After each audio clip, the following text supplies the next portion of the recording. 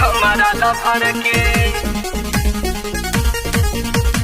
हमारा लफर के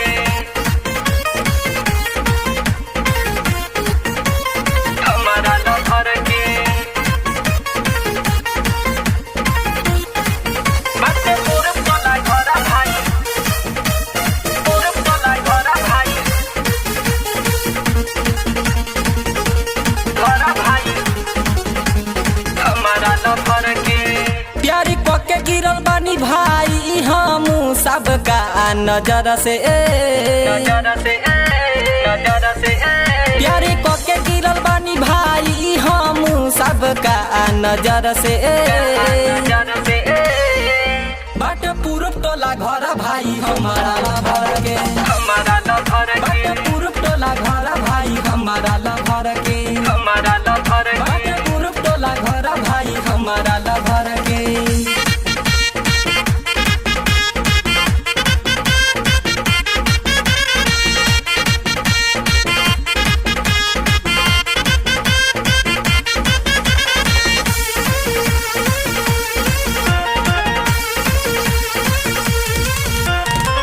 देखत रहली हमारा के घरवा के जंगला से भाई पर खिसी आइल रहे मो बाई नंबर मंगला से देखत रहली हमारा के घरवा के जंगला से भाई पर खिसी आइल रहे मो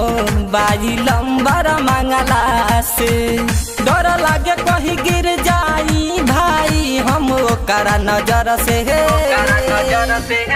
बट पूरब टोला घर भाई हमारा लभर के हमारा लफर के बट पूरब टोला घर भाई हमारा लभर के हमारा लफर के बट पूरब टोला घर भाई हमारा लभर के